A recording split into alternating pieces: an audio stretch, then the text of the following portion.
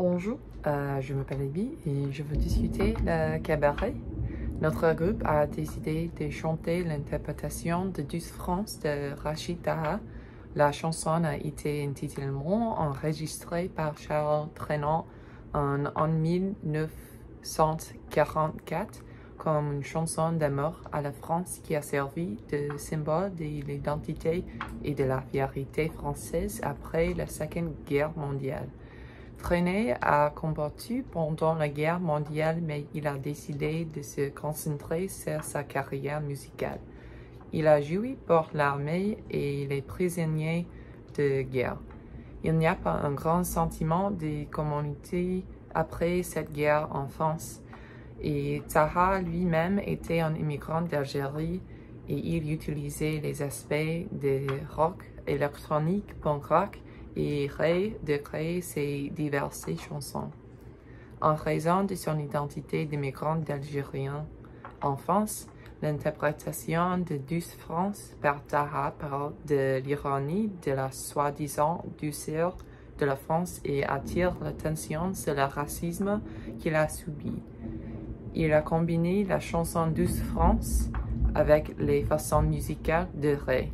Ray est la façon musicale indigène d'Algérie, en particulier la version type pop. Ray est né dans la classe ouvrière d'Oran, un crucé cosmopolite et culturel et le lieu de naissance de ça. Taha croyait que les façons musicales et rock sont intimement liées. La version de Douce France de Taha combine des éléments du version régional et des éléments rock.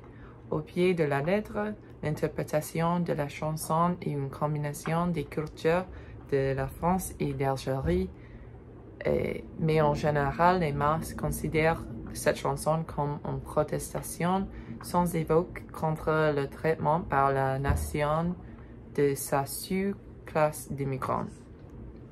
Les nouvelles générations identifient avec le style de Rachid Taha au spécifique des immigrants parce qu'il mélange des cultures différentes. Il n'y a pas de remettre en cause les idéaux politiques. Mais un groupe et moi, nous voulions de représenter les deux versions de la chanson par Trenet et Taha dans l'original, mais aussi démontrer le support pour les immigrants. La version de Taha alterne entre deux types de rythmes, avec la première qui représente la version de Trenet et le deuxième dans la façon de Ray. J'étais très heureux que nous ayons choisi cette chanson parce qu'elle discute d'un sujet controversé et pas seulement une chanson typique comme les autres chansons de pop. Taha lui-même chantait de nombreux sujets controversés comme l'homophobie dans son album Olé. Nous avons décidé d'ajouter des trombeurs, d'ajouter des éléments d'Algérie comme sa version et les drapeaux de la France, d'ajouter des éléments français, un bon mélange à mon avis qui ajoute des éléments culturels de la performance. Et oui, comme vous, professeur Gloria a dit au début de la cour que nous devions faire un cabaret pour notre tâche finale, j'étais très anxieuse parce que je ne pouvais pas bien chanter à mon avis et j'avais un trac terrible. Et je n'étais pas content avec ce type de finale.